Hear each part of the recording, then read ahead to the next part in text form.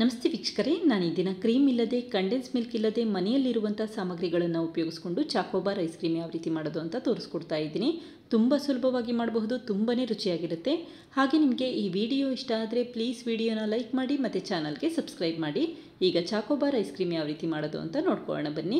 ಮೊದಲು ಒಂದು ಪಾತ್ರೆಗೆ 2 ಕಪ್ಪಷ್ಟು ತಣ್ಣಗಿರುವಂಥ ಹಾಲನ್ನು ಹಾಕೊಳ್ತಾ ಇದ್ದೀನಿ, ಅಥವಾ ಅರ್ಧ ಲೀಟರಷ್ಟು ಹಾಲನ್ನು ಉಪಯೋಗಿಸಿದ್ರೆ ಸಾಕು.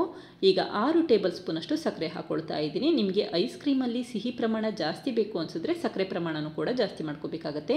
ಅರ್ಧ ಲೀಟರಷ್ಟು ಹಾಲಿಗೆ 6 ಟೇಬಲ್ ಸ್ಪೂನಷ್ಟು ಸಕ್ಕರೆ ಹಾಕಿದ್ರೆ ಸಿಹಿ ಪ್ರಮಾಣ ಕರೆಕ್ಟಾಗಿರುತ್ತೆ. ನಂತರ 4 ಟೇಬಲ್ ಸ್ಪೂನಷ್ಟು ಮಿಲ್ಕ್ ಪೌಡರ್ ಹಾಕೊಳ್ತಾ ಇದ್ದೀನಿ.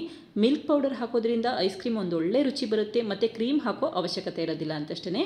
ಈಗ ಮತ್ತೆ ಚೆನ್ನಾಗಿ ಮಿಕ್ಸ್ ಮಾಡ್ಕೊಳ್ತಾ ಇದ್ದೀನಿ. ಅರ್ಧ ಲೀಟರಷ್ಟು ಹಾಲಿಗೆ 4 ಟೇಬಲ್ ಸ್ಪೂನಷ್ಟು ಮಿಲ್ಕ್ ಪೌಡರ್ ಉಪಯೋಗಿಸಿದ್ರೆ ಸಾಕು.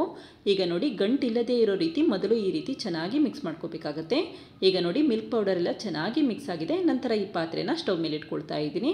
ಊರಿನ ಮೀಡಿಯಂ ಫ್ಲೇಮಲ್ಲಿ ಇಟ್ಕೊಂಡು ಈ ರೀತಿ ಚೆನ್ನಾಗಿ ಮಿಕ್ಸ್ ಮಾಡ್ಕೋಬೇಕಾಗತ್ತೆ.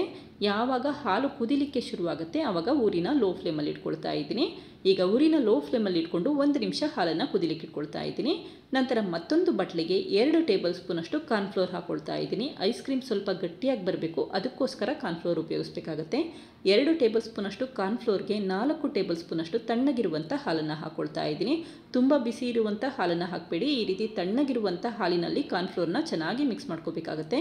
ಗಂಟುಗಳೇನೂ ಇರಬಾರ್ದು, ಆ ರೀತಿ ಮಿಕ್ಸ್ ಮಾಡಿ ಇಟ್ಕೊಂಡ್ರೆ ಸಾಕು. ಈಗ ನೋಡಿ, ಕಾರ್ನ್ಫ್ಲೋರ್ ಹಾಲನ್ನು ಚೆನ್ನಾಗಿ ಮಿಕ್ಸ್ ಮಾಡಿ ಇಟ್ಕೊಂಡಿದ್ದೀನಿ. ನಂತರ ಈ ಕಾರ್ನ್ಫ್ಲೋರ್ ಮಿಶ್ರಣ ಹಾಲಿಗೆ ಹಾಕೊಳ್ತಾ ಇದ್ದೀನಿ. ಹಾಲಿಗೆ ಕಾರ್ನ್ಫ್ಲೋರ್ ಮಿಶ್ರಣ ಹಾಕಬೇಕಾದ್ರೆ ಊರಿನ ಲೋ ಫ್ಲೇಮಲ್ಲಿ ಇಟ್ಕೊಳ್ಳಿ ಮತ್ತು ಕಂಟಿನ್ಯೂಸ್ ಆಗಿ ಮಿಕ್ಸ್ ಮಾಡ್ಕೋಬೇಕಾಗತ್ತೆ. ಇಲ್ಲ ಅಂತ ಅಂದರೆ ಹಾಲಿನಲ್ಲಿ ಗಂಟುಗಳಾಗುತ್ತೆ ಅಂತಷ್ಟೇ. ಈಗ 1-2 ನಿಮಿಷ ಕಂಟಿನ್ಯೂಸ್ ಆಗಿ ಮಿಕ್ಸ್ ಮಾಡ್ಕೊಳ್ತಾ ಇದ್ದೀನಿ. ನೋಡಿ ಎಷ್ಟು ಚೆನ್ನಾಗಿ ಗಟ್ಟಿಯಾಗಿದೆ ಅಂತ ಗೊತ್ತಾಗ್ತಾ ಇದೆ. ಹಾಗೆ ಎಲ್ಲೂ ಕೂಡ ಗಂಟುಗಳಾಗಿಲ್ಲ, ಈ ರೀತಿ ಆಗಿರಬೇಕು. ನಂತರ ಊರಿನ ಮೀಡಿಯಂ ಫ್ಲೇಮಲ್ಲಿ ಇಟ್ಕೊಂಡು 1 ನಿಮಿಷ ಕಂಟಿನ್ಯೂಸ್ ಆಗಿ ಮಿಕ್ಸ್ ಮಾಡ್ಕೊಳ್ತೀನಿ. ಈ ರೀತಿ ಮಾಡೋದ್ರಿಂದ ಹಾಲು ಕುದಿಲಿಕ್ಕೆ ಶುರುವಾಗುತ್ತೆ ಅಂತಷ್ಟೇ. ಯಾವಾಗ ಹಾಲು ಕುದಿಲಿಕ್ಕೆ ಶುರುವಾಗುತ್ತೆ ಆವಾಗ ತಕ್ಷಣವೇ ಸ್ಟವ್ ಆಫ್ ಮಾಡಿಕೊಂಡ್ರೆ ಸಾಕು. ತುಂಬ ಸಮಯ ಬೇಯಿಸೋ ಅವಶ್ಯಕತೆ ಇರೋದಿಲ್ಲ. ಹಾಗೆ ಈ ಮಿಶ್ರಣ ತಣ್ಣಗಾಗಬೇಕಾದ್ರೆ ಈ ರೀತಿ ಚೆನ್ನಾಗಿ ಮಿಕ್ಸ್ ಮಾಡ್ಕೊಳ್ತಾನೆ ಇರಿ, ಆವಾಗ ಮತ್ತೆ ಗಂಟುಗಳಾಗಲ್ಲ ಅಂತಷ್ಟೇ. ಇಲ್ಲ ಅಂತ ಅಂದರೆ ಮಿಕ್ಸಿಯಲ್ಲಿ ರುಬ್ಕೋಬೇಕಾಗತ್ತೆ.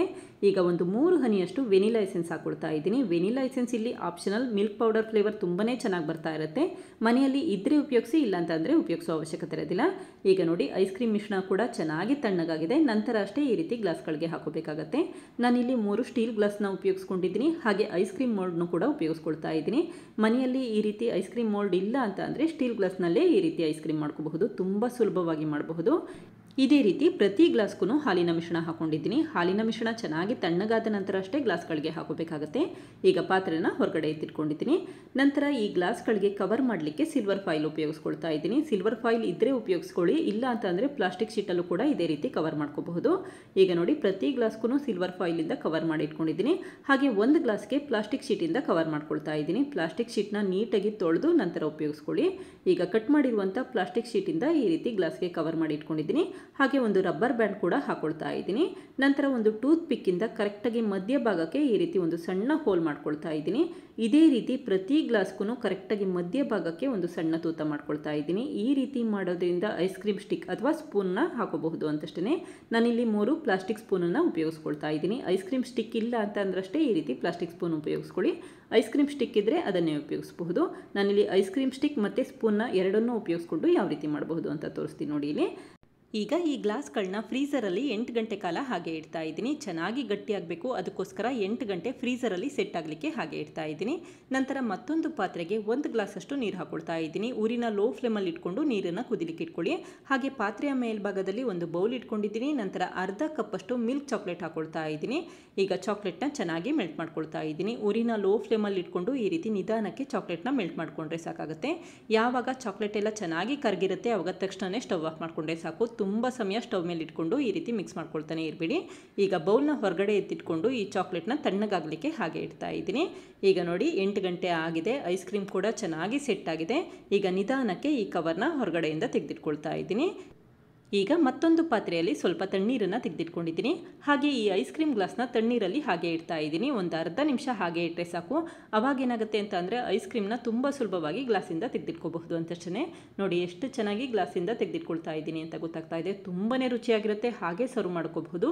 ಬೇಕನ್ಸಿದ್ರೆ ಅಷ್ಟೇ ಈ ರೀತಿ ಮೆಲ್ಟ್ ಮಾಡಿರುವಂಥ ಚಾಕ್ಲೇಟ್ನ ಉಪಯೋಗಿಸ್ಕೊಳ್ಳಿ. ಬೇಡ ಅನ್ಸಿದ್ರೆ ಉಪಯೋಗಿಸೋ ಅವಶ್ಯಕತೆ ಇರೋದಿಲ್ಲ. ನಾನಿಲ್ಲಿ ಚಾಕೋಬಾರ್ ಐಸ್ ಕ್ರೀಮ್ ಮಾಡ್ತಾ ಇರೋದ್ರಿಂದ ಅಷ್ಟೇ ಈ ರೀತಿ ಮೆಲ್ಟ್ ಮಾಡಿರುವಂಥ ಚಾಕ್ಲೇಟ್ನ ಉಪಯೋಗಿಸ್ಕೊಳ್ತಾ ಇದ್ದೀನಿ. ಹಾಗೆ ಈ ಐಸ್ ಕ್ರೀಮ್ ತುಂಬ ತಣ್ಣಗಿರೋದ್ರಿಂದ ಈ ಮೆಲ್ಟ್ ಮಾಡಿರುವಂಥ ಚಾಕ್ಲೇಟ್ ಬೇಗ ಐಸ್ ಕ್ರೀಮ್ಗೆ ಅಂಟ್ಕೊಳ್ಳುತ್ತೆ.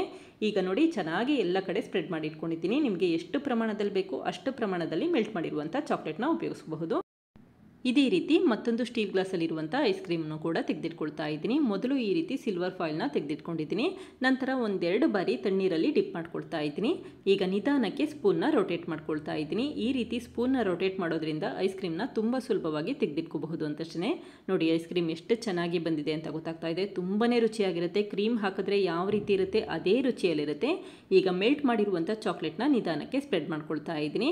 ಮೆಲ್ಟ್ ಮಾಡಿರುವಂಥ ಚಾಕ್ಲೇಟ್ ಸ್ಪ್ರೆಡ್ ಮಾಡಾದ್ಮೇಲೆ ಚೆನ್ನಾಗಿ ಬೇಗ ಗಟ್ಟಿಯಾಗುತ್ತೆ. ಕಾರಣ ಇಷ್ಟೇ, ಐಸ್ ಕ್ರೀಮ್ ತುಂಬ ತಣ್ಣಗಾಗಿರುತ್ತೆ. ಅದಕ್ಕೋಸ್ಕರ ಈ ರೀತಿ ಮೆಲ್ಟ್ ಮಾಡಿರುವಂಥ ಚಾಕ್ಲೇಟ್ ಕೂಡ ಚೆನ್ನಾಗಿ ಬೇಗ ಗಟ್ಟಿಯಾಗುತ್ತೆ. ಹಾಗೆ ಈ ಚಾಕೋಬಾರ್ನ ಈ ರೀತಿ ಒಂದು ಐಸ್ ಕ್ಯೂಬ್ ಟ್ರೇ ಮೇಲೆ ಜೋಡಿಸ್ಕೊಳ್ತಾ ಇದ್ದೀನಿ. ಕಾರಣ ಇಷ್ಟೇ, ನೀವೇನಾದರೂ ನಾರ್ಮಲ್ ಟ್ರೇ ಮೇಲೆ ಈ ರೀತಿ ಐಸ್ ಕ್ರೀಮ್ಗಳನ್ನ ಜೋಡಿಸ್ಕೊಂಡ್ರೆ ಬೇಗ ಮೆಲ್ಟ್ ಆಗುತ್ತೆ ಮತ್ತು ಕರಗಲಿಕ್ಕೆ ಶುರುವಾಗುತ್ತೆ. ಹಾಗಾಗಿ ಈ ರೀತಿ ಐಸ್ ಕ್ಯೂಬ್ ಮೇಲೆ ಈ ಐಸ್ ಕ್ರೀಮ್ಗಳನ್ನ ಜೋಡಿಸ್ಕೊಳ್ತಾ ಬನ್ನಿ. ಆವಾಗ ಐಸ್ ಕ್ರೀಮ್ಗಳು ಕೂಡ ಕರಗೋದಿಲ್ಲ.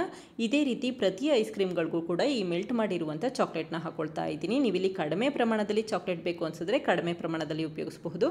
ಜಾಸ್ತಿ ಪ್ರಮಾಣದಲ್ಲಿ ಬೇಕು ಅನಿಸಿದ್ರೆ ಜಾಸ್ತಿ ಪ್ರಮಾಣದಲ್ಲಿ ಕೂಡ ಉಪಯೋಗಿಸಬಹುದು. ಅಥವಾ ಈ ರೀತಿ ಚಾಕ್ಲೇಟ್ ಬೇಡ ಅನಿಸಿದ್ರೆ ಹಾಗೆ ಕೂಡ ಸರ್ವ್ ಮಾಡಬಹುದು. ಹಾಗೆ ತಿನ್ನಲಿಕ್ಕೂ ಕೂಡ ತುಂಬಾ ರುಚಿಯಾಗಿರುತ್ತೆ. ಈಗ ನೋಡಿ ಎಲ್ಲ ಐಸ್ ಕ್ರೀಮ್ಗಳನ್ನು ಕೂಡ ರೆಡಿ ಮಾಡಿ ಇಟ್ಕೊಂಡಿದ್ದೀನಿ. ಎಷ್ಟು ಚೆನ್ನಾಗಿ ಬಂದಿದೆ ಅಂತ ಗೊತ್ತಾಗ್ತಾ ಇದೆ. ತುಂಬಾ ರುಚಿಯಾಗಿರುತ್ತೆ. ತುಂಬ ಸುಲಭವಾಗಿ ಮಾಡಬಹುದು. ನೋಡಿದ್ರಲ್ಲ ಫ್ರೆಂಡ್ಸ್, ಎಷ್ಟು ಸುಲಭವಾಗಿ ಕ್ರೀಮ್ ಇಲ್ಲದೆ ಕಂಡೆನ್ಸ್ ಮಿಲ್ಕ್ ಇಲ್ಲದೆ ಯಾವ ರೀತಿ ಚಾಕೋಬಾರ್ ಐಸ್ ಕ್ರೀಮ್ ಮಾಡಿದೆ ಅಂತ ಗೊತ್ತಾಯ್ತಲ್ವಾ. ತುಂಬಾ ರುಚಿಯಾಗಿರುತ್ತೆ. ಮಕ್ಕಳಿಗಂತೂ ತುಂಬ ಇಷ್ಟ ಆಗುತ್ತೆ. ನೀವು ಕೂಡ ಒಮ್ಮೆ ಪ್ರಯತ್ನಿಸಿ, ಖಂಡಿತ ಇಷ್ಟಪಡ್ತೀರಾ. Thank you. ಲೈಕ್ ಮಾಡಿ ಮತ್ತು ಸಬ್ಸ್ಕ್ರೈಬ್ ಮಾಡಿ.